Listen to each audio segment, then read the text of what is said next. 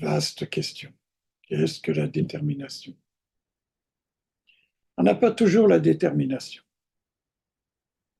Parfois, un malheur dans notre vie, on perd quelqu'un qui nous est très cher, ou on perd son argent, la maison, ou on a un problème de santé, peut devenir alors une détermination vers la pratique. Ou alors une personne qui est en bonne santé, qui a perdu personne, il a tout ce qu'il faut, mais il a des mérites. Dans sa mémoire, il y a quelque chose qui le pousse à s'interroger sur l'existence. Le fait d'avoir peur de la mort peut être une bonne motivation. Le fait de peur de la vie, avoir peur de la vie, est une bonne motivation. Alors avoir une motivation ne suffit pas, bien sûr. Il faut aussi une bonne volonté, ou une volonté bonne, dirigée vers la bonne direction. Et ensuite, il faut se stabiliser, devenir ferme, se tenir à cette bonne volonté, la répéter, la répéter.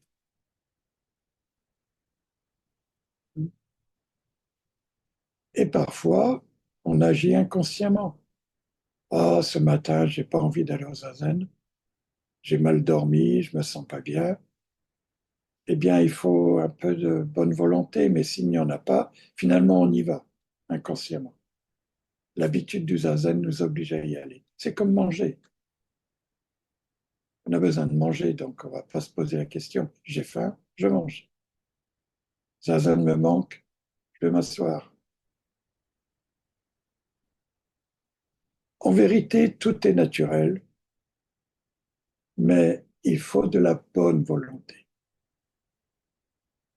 Il faut vouloir faire les choses correctement.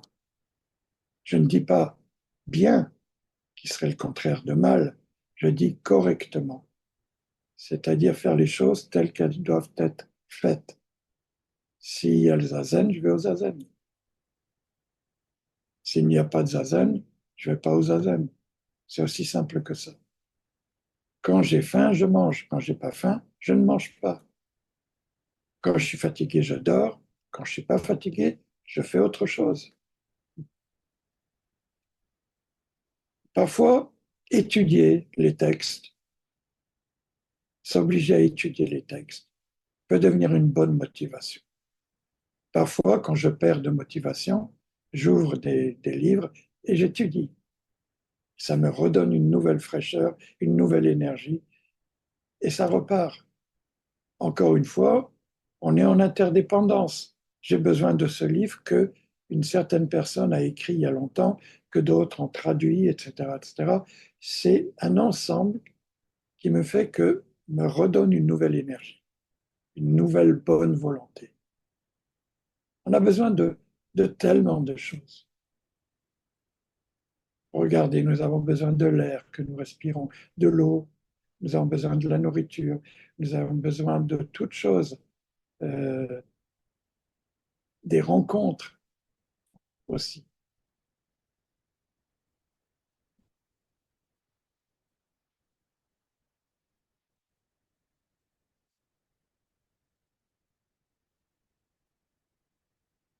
Chacun doit agir selon ce qu'il est. Qu'est-ce que vous voulez? Vous voulez une vie agréable ou une vie désagréable?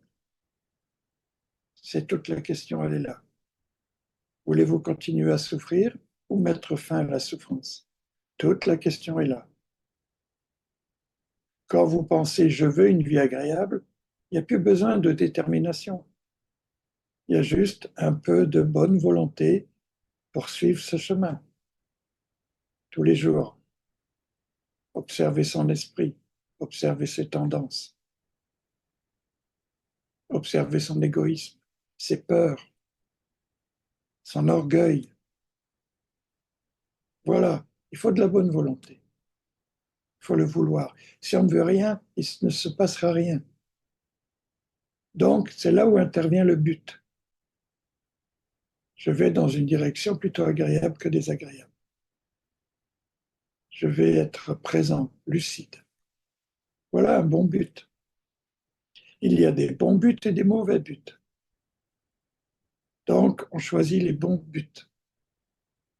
Et c'est une histoire personnelle, individuelle.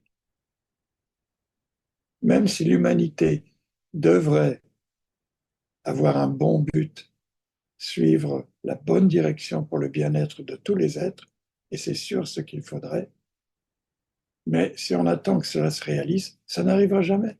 C'est à nous individuellement de faire cela. Et en plus, notre pouvoir de bonne volonté et de bien-être influence l'univers tout entier. Donc, il ne faut pas voir les choses que de son propre point de vue. Bien sûr, j'existe en tant que personne, qui n'est pas quelqu'un d'autre.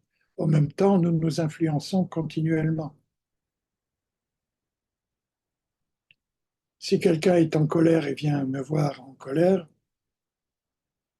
soit je me laisse influencer par lui et je deviens colérique, soit je reste moi-même, je ne dépends pas de lui et je change la situation.